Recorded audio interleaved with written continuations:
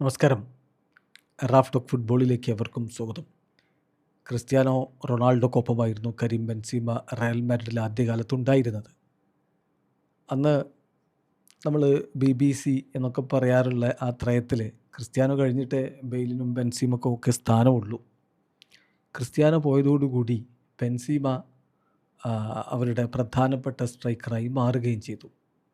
ഇപ്പോൾ ബെൻസീമയോട് ചോദിക്കുന്നു, Cristiano Real Madrid വിട്ടപ്പോൾ നിങ്ങൾക്ക് മുന്നേറ്റത്തിൽ കൂടുതൽ ഫ്രീഡം ലഭിക്കുകയല്ലേ ചെയ്തത്? ക്രിസ്ത്യാനോയുടെ പോക്ക് നിങ്ങൾക്ക് അനുകൂലമായിട്ട് മാറുകയല്ലേ ചെയ്തത്? ബെൻസിമയുടെ മറുപടി യെസ്, അതങ്ങനെ തന്നെയാണ്. പക്ഷേ അതിനൊരു മറുവശം കൂടിയുണ്ട്.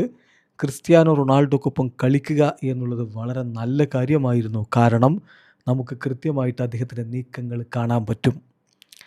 അങ്ങനെയാണ്. That's how it was with him. ഞാൻ ഒരുപാട് കാര്യങ്ങൾ, ഒരുപാട് മൂവ്മെൻറ്റുകൾ, പെനാൽറ്റി ഏരിയയിൽ എങ്ങനെ മൂവ് ചെയ്യണം, ഇങ്ങനെയുള്ള കാര്യങ്ങളൊക്കെ ക്രിസ്ത്യാനോയെ നോക്കി പഠിച്ചിട്ടുണ്ട്. കാരണം അദ്ദേഹം ഒരു സീസണിൽ 50 ഗോളുകൾ അടിക്കുന്നു. അപ്പോൾ ഞാൻ അദ്ദേഹത്തോടൊപ്പമാണ് കളിക്കുന്നതെങ്കിൽ പോലും ഒരുപാട് കാര്യങ്ങൾ എനിക്ക് അദ്ദേഹത്തിൽ നിന്ന് പഠിക്കാനുണ്ടായിരുന്നു. ആ നീക്കങ്ങൾ, എങ്ങനെ പ്രഷർ നമ്മൾ കീ മൊമെൻറ്റ്സിൽ ഹാൻഡിൽ ചെയ്യണം, അങ്ങനെ ഒരുപാട് കാര്യങ്ങൾ. ഹീസ് എ ഗ്രേറ്റ് പ്ലെയർ എന്നാണ് കരീം ബെൻസീമ പറയുന്നത്.